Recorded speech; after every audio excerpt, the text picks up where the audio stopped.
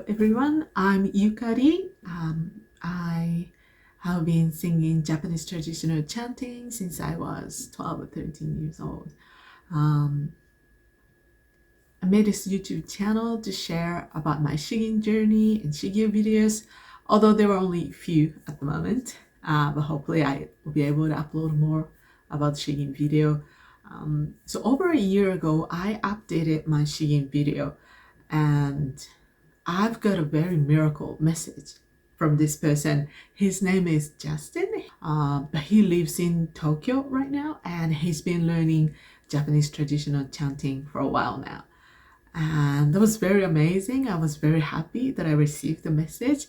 We did a video chat right away. We talked over 3 hours, like nonstop. We couldn't stop talking. We were so passionate about music and learning about different cultures. It was amazing talk. So I thought it would be great that we film our conversation and share our thoughts and Shigin journey with many people around the world. So yeah, we decided to film our conversation, and we did. I hope you enjoy this video. どうぞ. So yeah, Justin, thank you so much for your time today. You're very welcome. I'm really, Thank you for having excited me. to talk with you today. Oh, me too.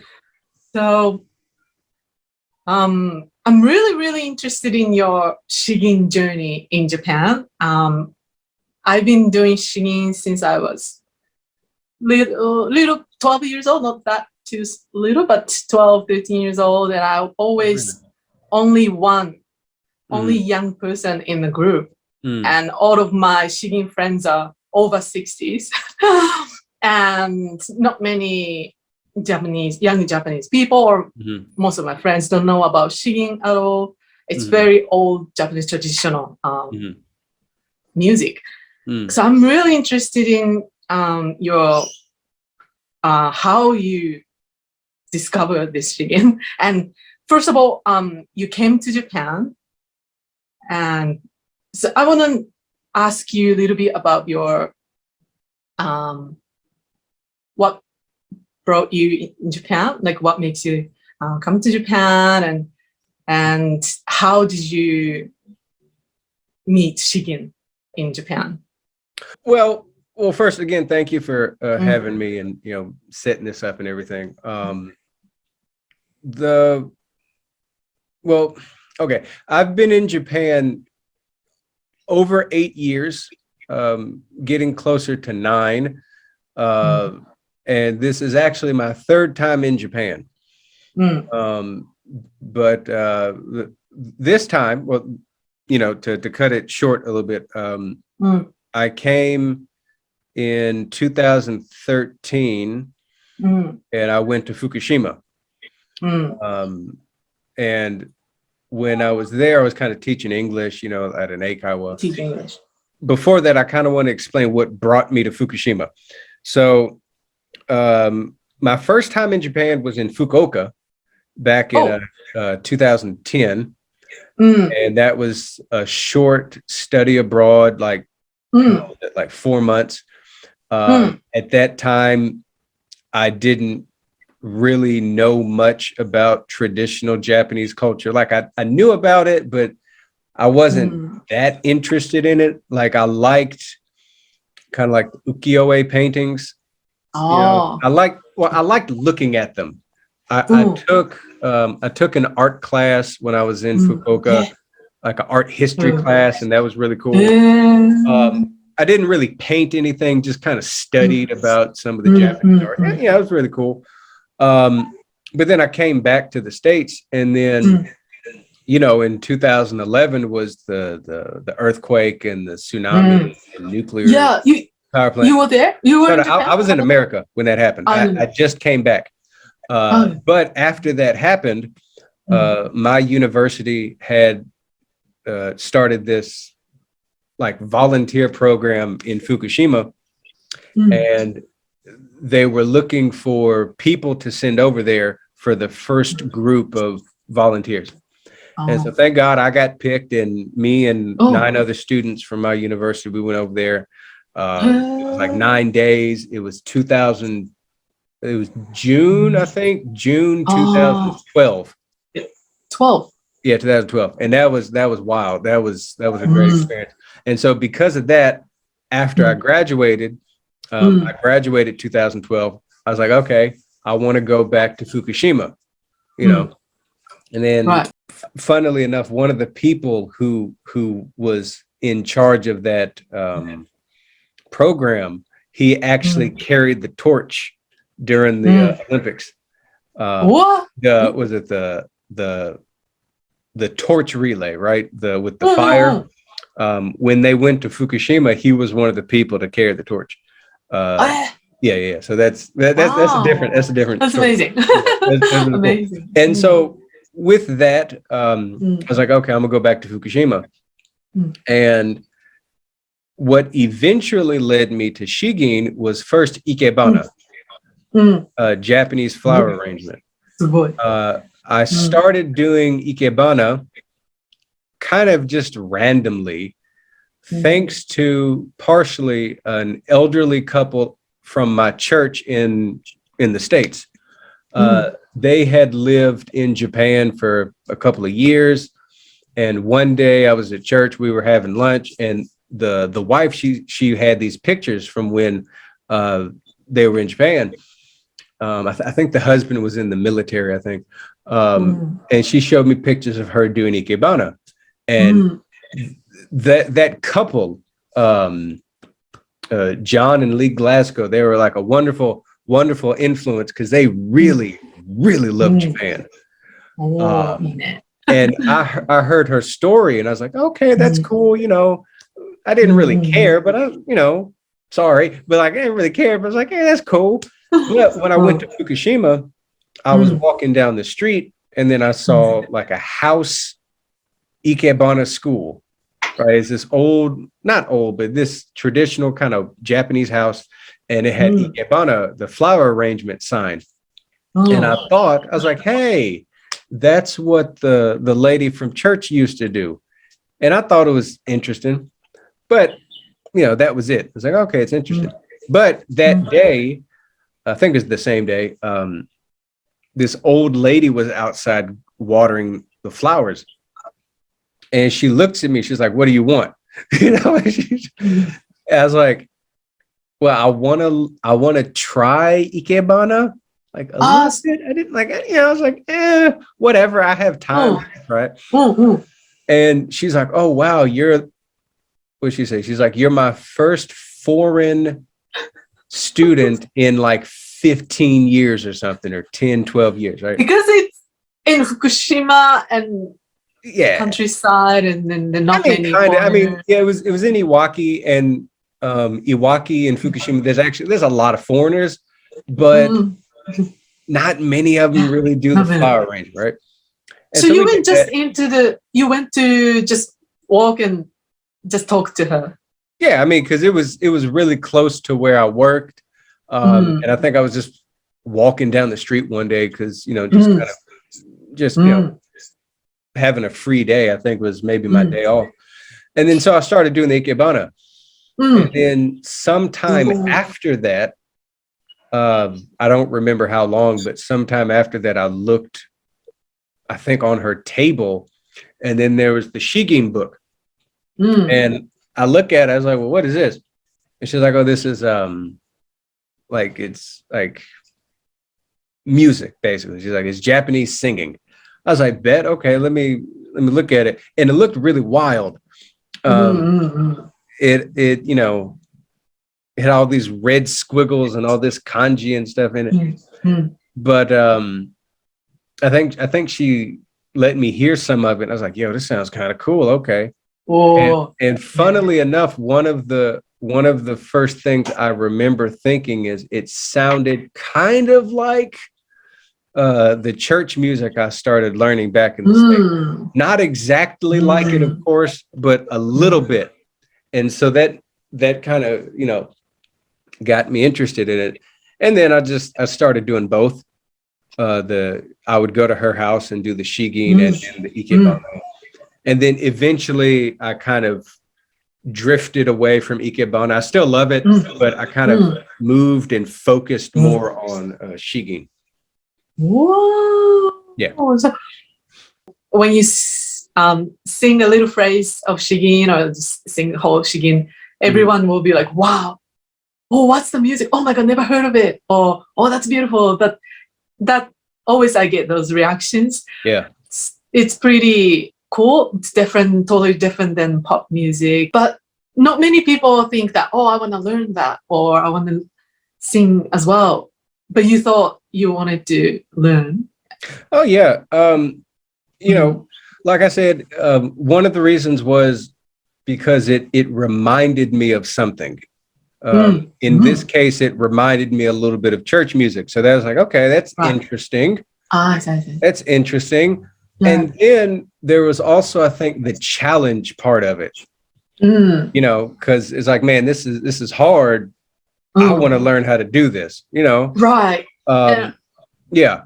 It's overwhelming, right? When you look at the Shigin textbook, it's all Chinese, old Chinese characteristics that we don't use anymore at this modern age, you know. And I have to learn and hard to read.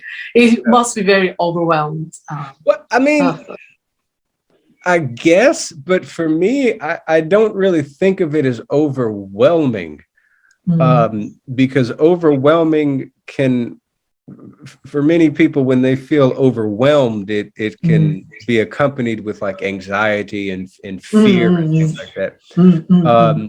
And just me personally, when I look at, especially some of the songs when they get longer, because I have in one of the books I'm learning from now, there's a song towards the end that's like 4 pages, 5 pages, something like that.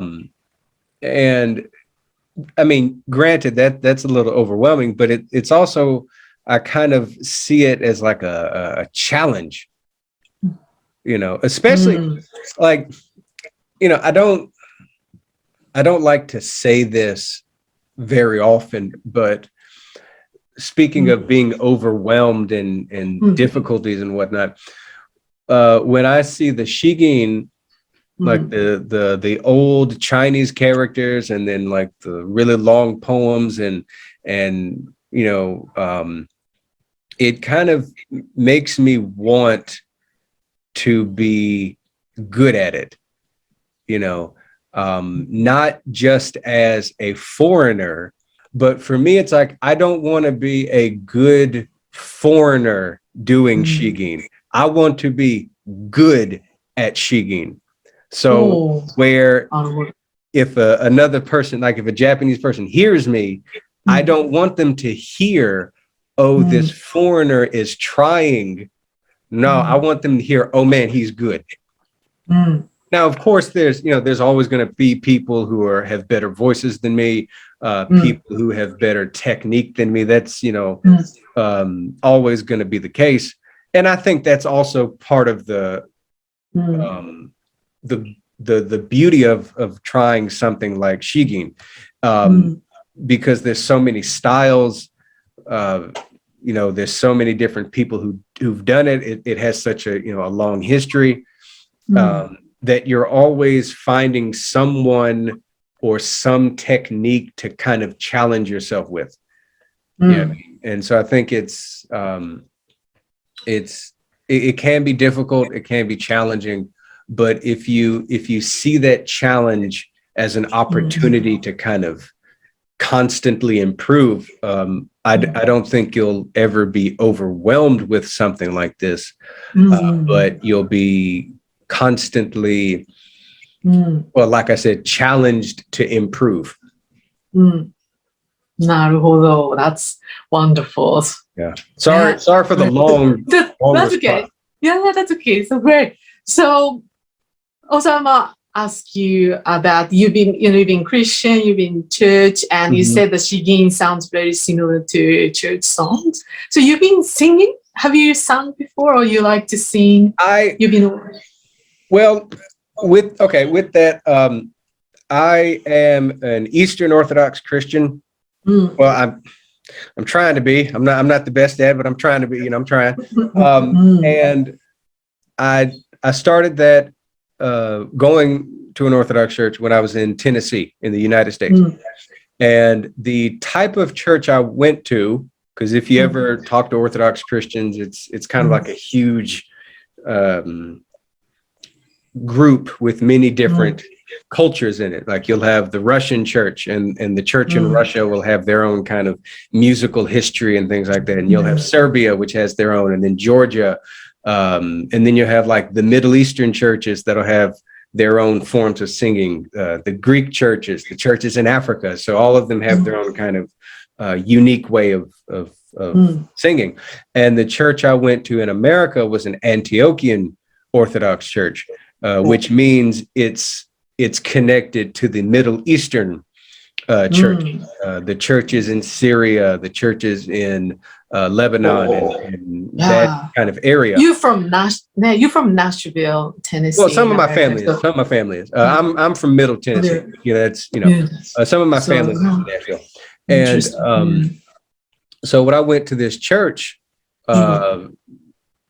we would sometimes, well, not sometimes, we would often do some of the prayers would be sung in multiple languages, right? You'll have mainly English, but then sometimes you'll have a little Greek, and then sometimes you'll have a little Arabic, because it was the Antiochian church. So you'd have a little bit of Arabic in there.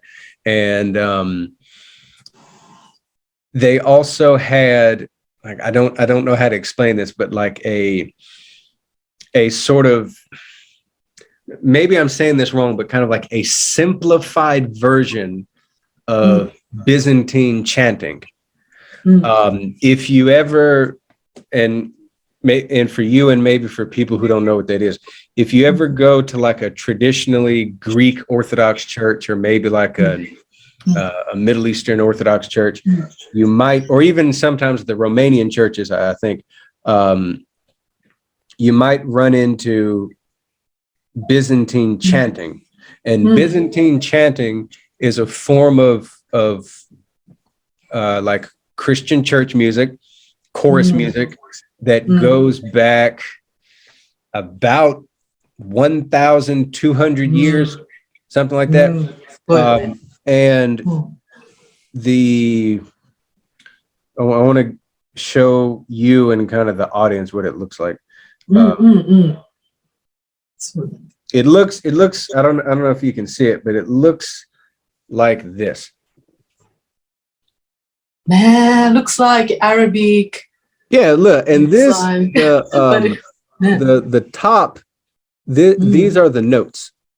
So this would be. So you have sung that before? Not this traditional type. What we did at my church was kind of a little bit simpler version of it, because if you go, and we didn't use this. We used more of like the Western style sheet music, but this is kind of what it traditionally looks like. And so I started learning that and singing in church before I came to Japan. I wasn't that good, but I started trying a little bit, and I really love. Is it different than singing pop music? You need special technique. Very, very different. It's like, okay, I'll give you an example. Now this is more of the traditional form of the Byzantine chant. These are professional chanters. So if you ever go to like an Orthodox church, because I know Australia has a good Greek. Actually, I think Australia has a good Greek population, and there are some Egyptian churches there too. So if you ever go to one of those, you might be able to hear something similar to this. But this is just an example of it. And well, okay, I'll just play it and see if you can hear it. So I give like a short clip of it. Let me put it on a speaker. And so when I came to Japan and I started doing the Shigin, there's enough, I think. Oh, good. I think there's enough. Got to hook up the speaker. I think there's enough of a similarity between the two styles of music that there's something to connect. But anyway, here's a little bit of what Byzantine chant sounds like. Sure. When done by professionals.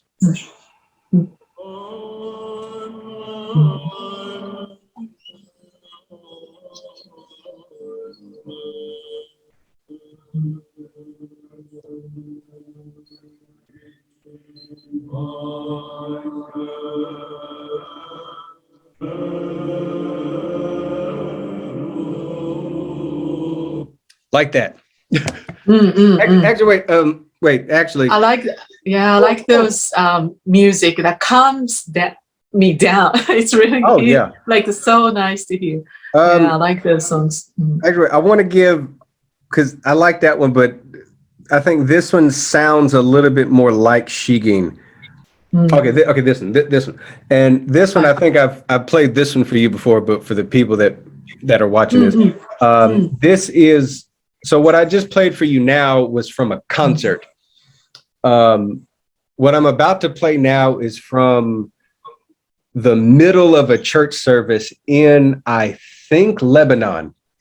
And I think I've played this for you before, but just for the other people. So, all right. So if you want to see it, this is.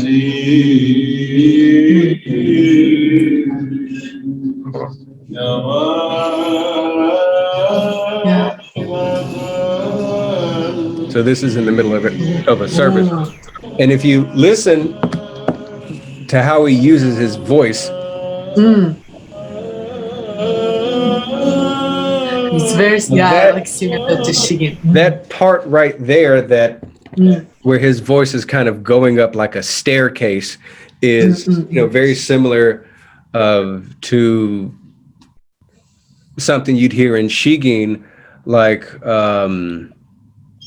at the end of Fujisan, for the one for Mount Fuji, I think. I wanted to. Yes. Sure. I need to grab my books. Hi. It's fine. And I think you can. You can cut this part out later, so you know. I get it. But like I was saying, with the part you just heard, where he's elevating his voice, kind of like going up a staircase, it sounds similar to. I don't have the book I was looking for, but for example.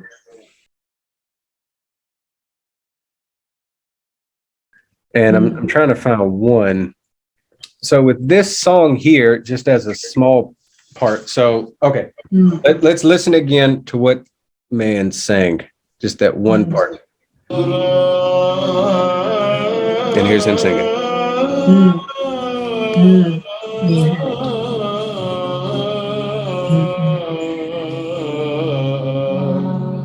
Okay, so you have that kind of, it sounds like his voice is kind of going up and down a staircase.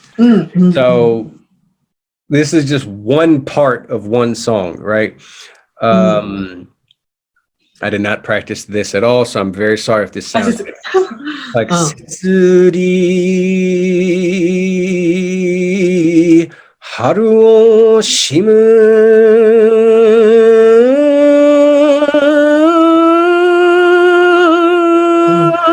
So it's not exactly the same, but there's certain elements, I think, in the Byzantine music and in the Shigin that kind of sound similar enough.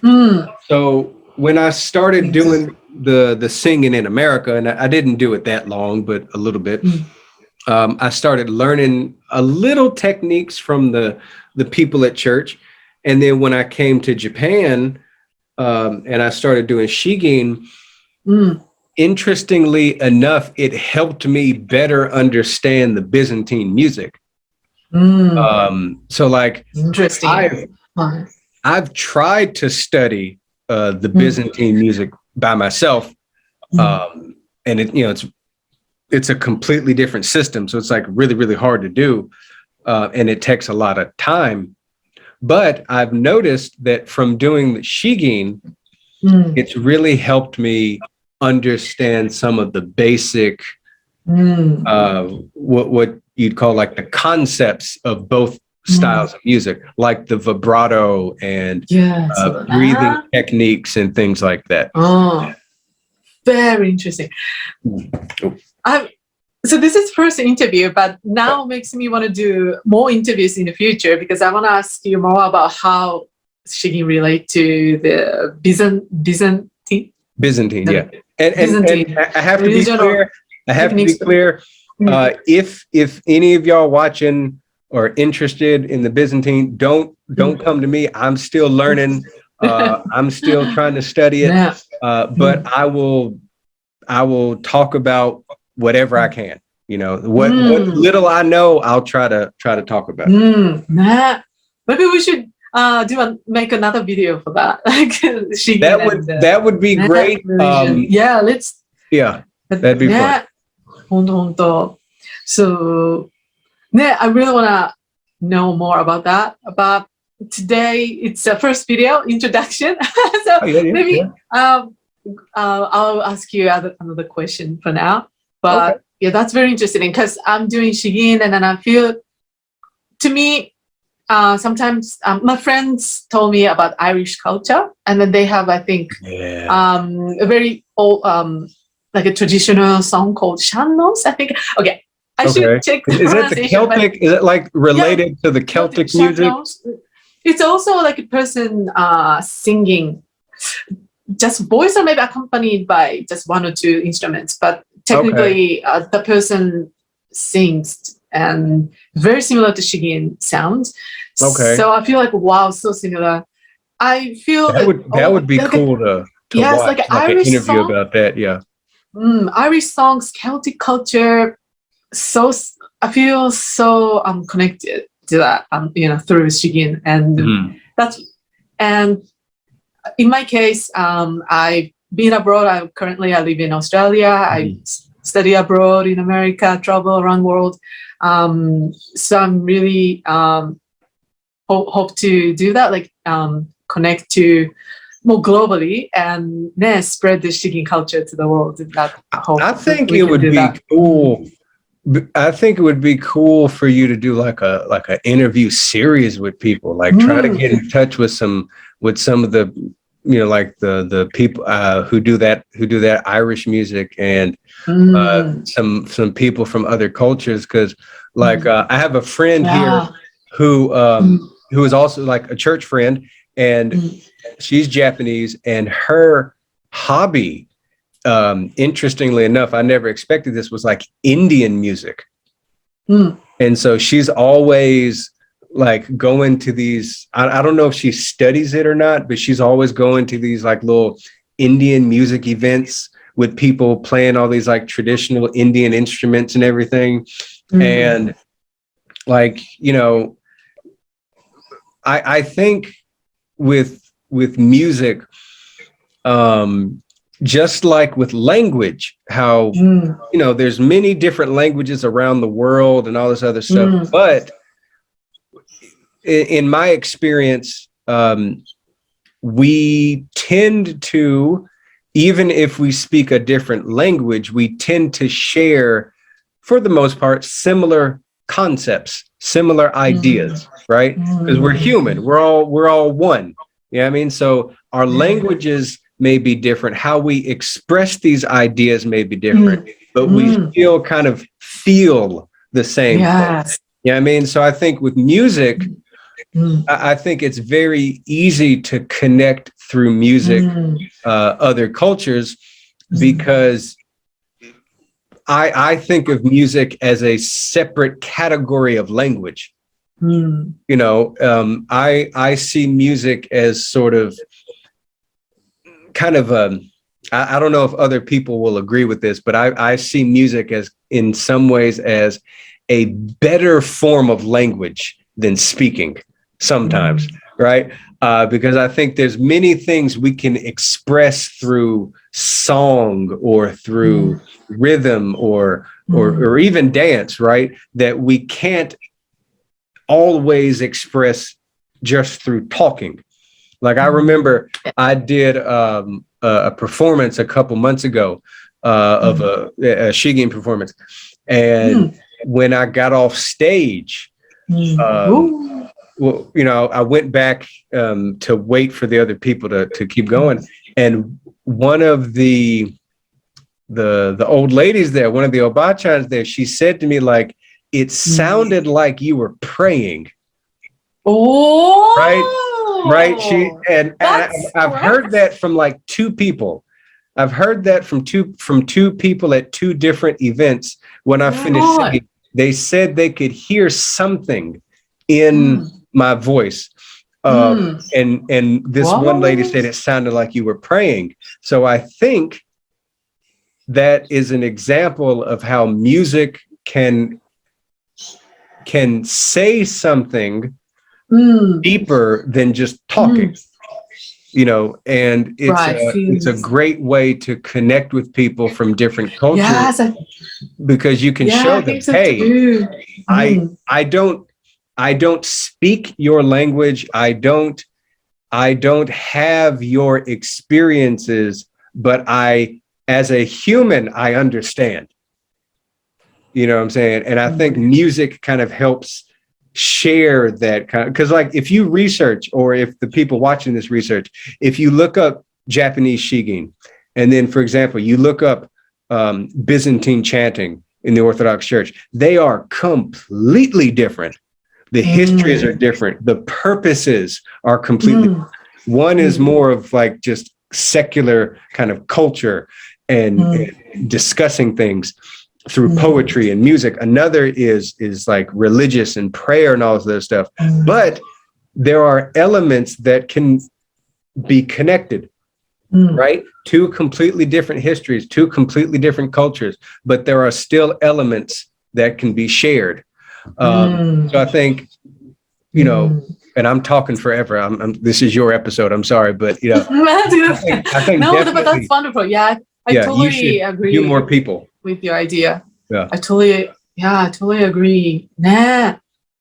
なんかすごいいい話。Yes, we should. Okay, we should do this more often. Talking about Shigin music, but so I wanted to ask a little bit more about Shigin, your Shigin experience. But 何聞いたか So after this wonderful talk, it's hard for me to go back to the questions that I have. We can always do a part two. Part two, part two. なんかそうね、そう。I wanted to ask like very Shigin experience. Which Shigin did you learn first? You mean the song? How do you call it? Like or the style? Poem. Or the poem. The poem. Well, the first, I think the first one I learned was Fuji-san. Okay, same as me. Okay. Yeah, because I think with the most, because there's a whole bunch of different styles of Shigin. And I think most people, if not everybody, they start with Fuji-san. I think that's kind of the standard across the right. world. And also, Fuji-san means mountain Fuji, and mountain Fuji is sort of symbol of like Japan. I mean, it makes sense too, because it's like the symbol of Japan, so it makes sense everybody would learn it. So Shigin, when you learn Shigin, I think your teacher gave you maybe music sheet, like a Shigin music sheet or music text. And it's written in, of course, Japanese and also old Japanese. First of all, how did you read? How did you learn how to read or understand a poem? How long did it take, or how did you do that? I mean, the first like 3 years of me doing it was just my teacher explaining it to me. And that in and of itself was like an interesting thing, because my first teacher, I've had two. My first teacher is now like in her late 80s, and she doesn't speak English, you know. So it's her explaining it all in Japanese to me, right? And so there was that, because in the beginning there would be some words I don't understand that she's saying. And so it would take a little bit of time, but you know, she was real sweet in how she kind of explained it to me. And now I've gotten to the point where I can read the explanations myself. And even still, because there's still some words I don't know, I can look them up myself. In the beginning, it was basically just being taught, and kind of through discussion, I would learn what the songs meant. And then later on, I got actual like official explanation books that have the history of the particular poem, a little history about the author, some translation, because as you mentioned, most of this is written. Now the red marks, that's basically the accents for your voice, and this can be completely different depending on the style you do. But the text itself is, usually it'll be written in hiragana on one side, and then you'll have it written in more traditional Chinese characters. And this can be really difficult because, as I mentioned, it's the traditional Chinese characters. So the older versions of what are used in Japan and I think mainland China now. So when you get some of the explanation books, they'll sometimes have a translation of the traditional characters into more modern standard Japanese. And so, that can be an added difficulty. But at the same time, it's kind of cool because you're also learning, oh, hey, this is an older way to write this kanji. So if you like studying kanji, it's actually pretty cool because you get to learn some older versions of the characters. There's so many different type of Shigin poems. So the standard is kind of like this, like basically one page, and you'll have 4 columns. Yeah. And I forget how you say it in Japanese, but like you'll have the beginning of the poem, and then you'll have sort of like the continuation of, or the building up of a story, and then you'll have kind of like the crescendo, or the big twist in the story. Something changes, something happens. This tends to be the most energetic portion of the song, where like all the energy comes from. And then you'll have the final column, which will be the resolution of the story, or you'll have like the moral of the story, where it kind of summarizes the point of the poem, right? And this will be kind of the main. Many of them will be like this in 4 columns, but sometimes you'll have ones that are like 3 or 4 pages long. Right. Yeah. Yeah. Thank you for showing the text. That's good. That's very good. And that's actually what I wanted to do. Maybe next time or different time. There's so many words that hard to translate into English.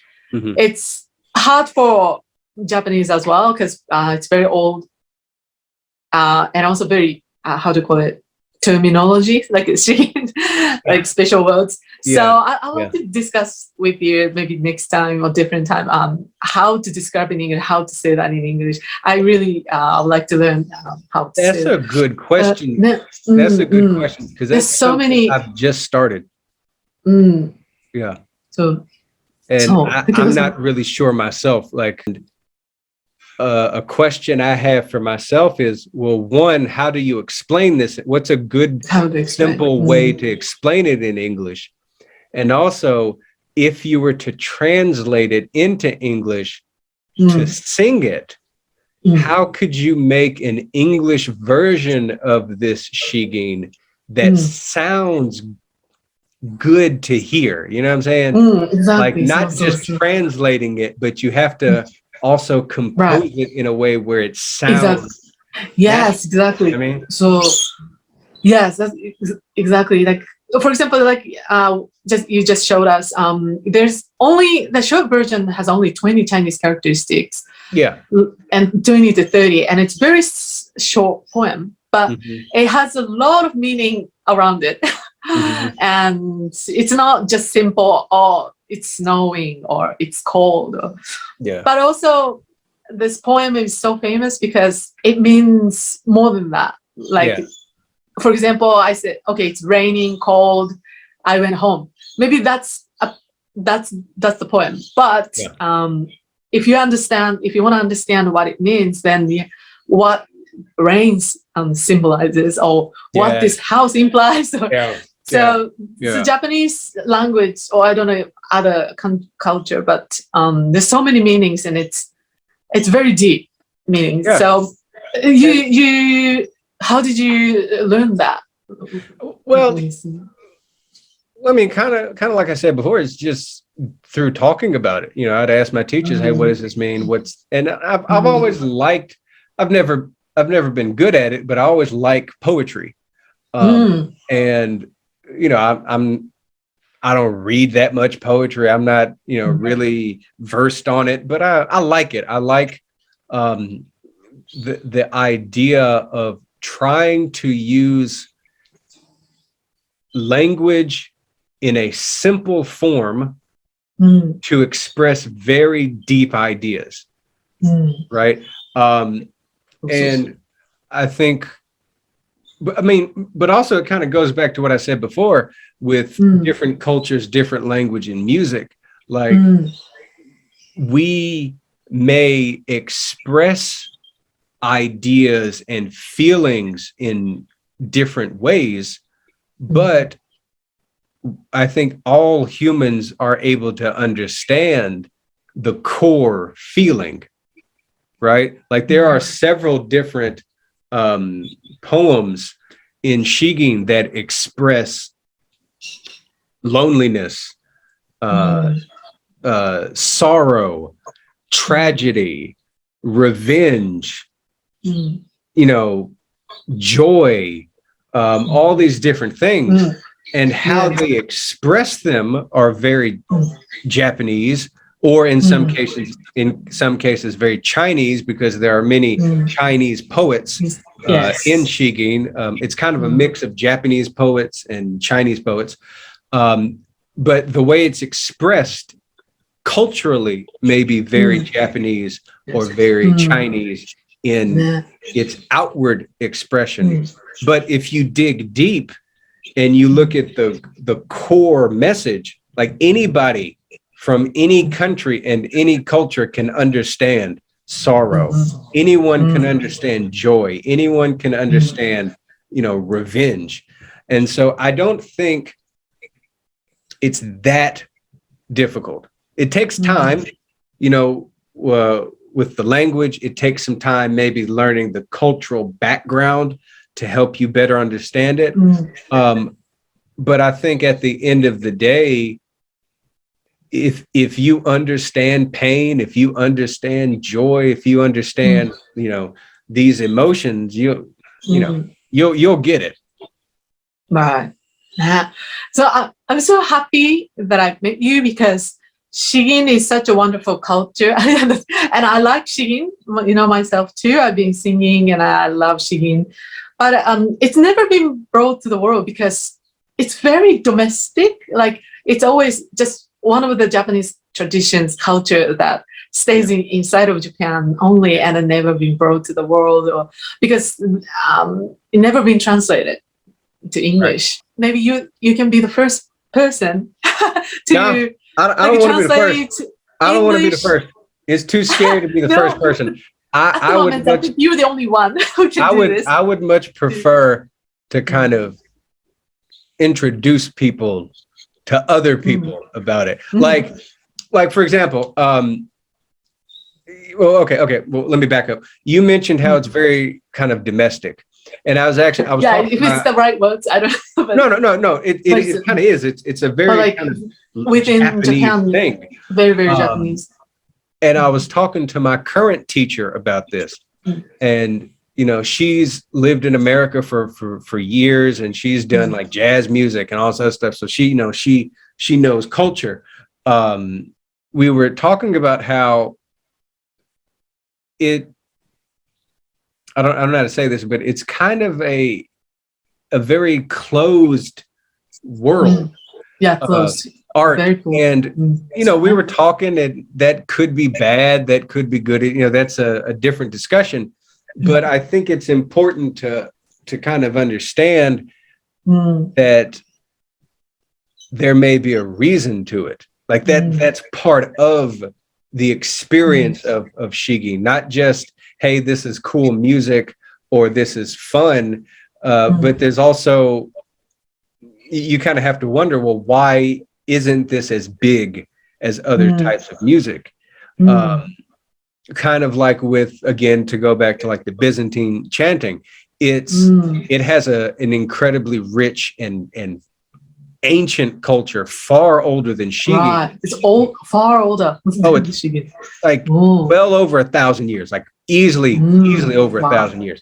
And it's kind of locked. Well, not locked, but it's kind of kept, like it has a purpose, right? Like you don't really go to a party and you just start singing Byzantine chant, right? Because like it's prayer music. It has a purpose. And inside this purpose, it's just incredibly beautiful. I hope I'm saying that right. And then I think with the Shigin too, it kind of has a purpose. It's designed, from what I learned, I could be wrong, but it seems to be designed to be very focused in a certain like direction. And if you're able to kind of really get into that focus point, like it's fantastic. So like, for example, when we do the performances within the style, when we have like a big group performance, like when you say the title of the poem, you already started singing, right? Like, even though you haven't sung yet, like that is the true beginning of the song, right? How you say the title, right? How you stand, how you do this thing. And there's all of these details in it that I think make it hard. I mean, it's strict. It's strict. But that's not always a bad thing. I wouldn't, I had this talk with my teacher. I said, yeah, it's kind of strict. But then I thought about it, and maybe in some cases, yeah, it's kind of strict. But in some other cases, I think you could say it's very focused, right? Again, to go back to like when I started learning the church music in America, the choir director, he told us, he said, I think he's a choir director. He said, this type of music is not like, American gospel. It's not like pop music.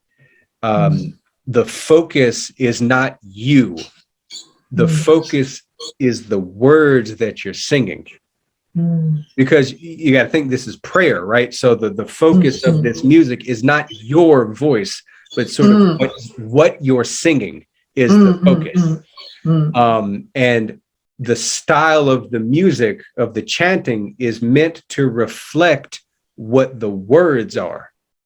And it all goes back to the prayers and the words that are being sung. Same thing, I think, with Shigin, is the style of music is very focused.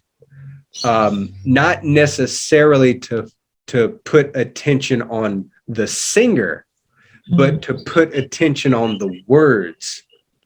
Like my grandmama sensei told me a couple years ago, we were doing this song that was like really, really, really sad.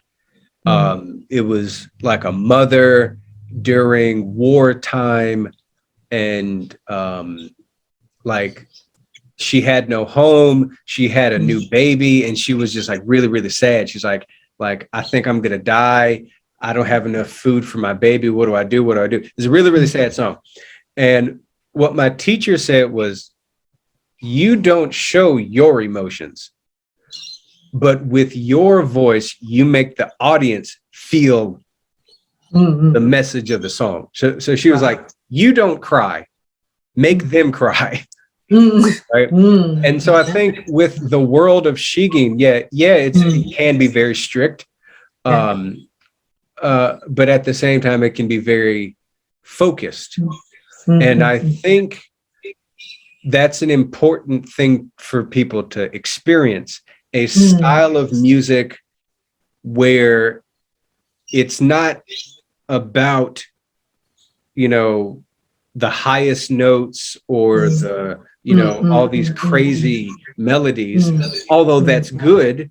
But it's more of a focused, almost like meditating type of singing, right? Yes. So when I was in Japan, I attended many contests, Shigin contest performance, and every time when I sang, and I didn't.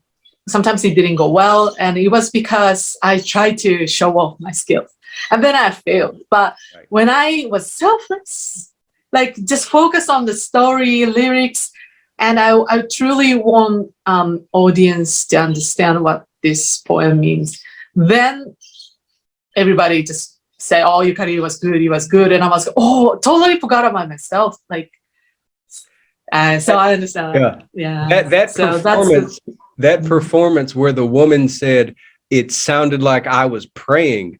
One of my friends recorded it, and usually I don't like hearing myself sing. I think many people feel that way, right? You don't like hearing your own voice. But I watched that video, and I was proud of myself.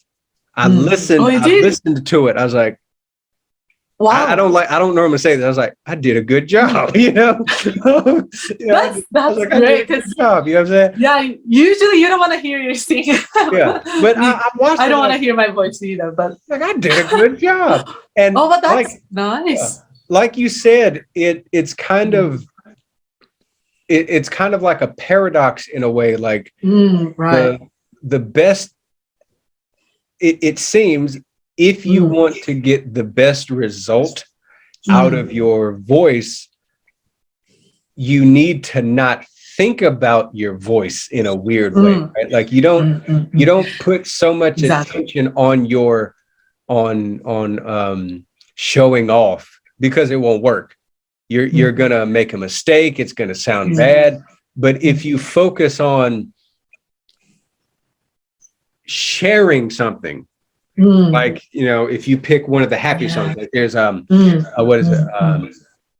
Takarabune, right? Takarabune is another really famous one, and that's basically like a celebratory song. It's about good fortune and happiness and all those stuff. Now, if you sing that song and you want to show off, it's not going to sound as good as if you're just happy and you're singing it. Right. You know what I'm saying? So, yeah, I think that's another part of it, because it with the Shigin, it's weird. It's like the more you focus on the song and the mood of the song, and the less you focus on yourself, the better it sounds. So that's right. You know, like I don't want to say anything weird, but it kind of reminds me, again, like I'm Christian. This is like the big connection I can make. It kind of reminds me of that kind of prayer in a small way, right? It's not, now these poems aren't prayers, they're not religious. some of them have kind of Buddhist teachings in them, which can be another episode, which is actually really interesting. But I think there's that core of not focusing on yourself, but trying to deliver to others, like the audience, kind of a deeper truth. You know what I'm saying? I don't know. I'm talking too much. You can please. Nothing. Yeah. So it's been 1 hour already. It's so fast. I think we need a part two. We can go on forever about this. Yeah, and I'm just getting nervous because I have to edit this video, so I think I should wrap up for today. Yeah. I know the last time we talked, it was more than 3 hours, so we could go on forever, right? But we have to wrap up maybe. So just a last question. You said you joined performance recently. Do you have video? Then you're gonna upload? I have one because I don't like. I tried to make like a YouTube channel focused on my Shigin. I don't use it so much. I sometimes do, but if I do a performance or something that I think is nice, I'll upload it there. So the performance I was telling you about, I uploaded that, so I have a video of that performance, and I'll send that to you, and maybe you can show the people here. Yeah, I'd love to hear that. Yeah, the wonderful Shigin performance. Yeah, okay, so it's been 1 hour. It's been great. Thank you so much for joining me, Justin. Thank you for coming today. And we should do this again. Oh yeah, anytime. And we should make more videos. Thank you so much. Thank you very much.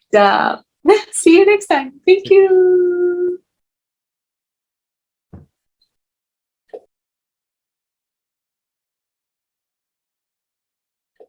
Hi. Yay! Right.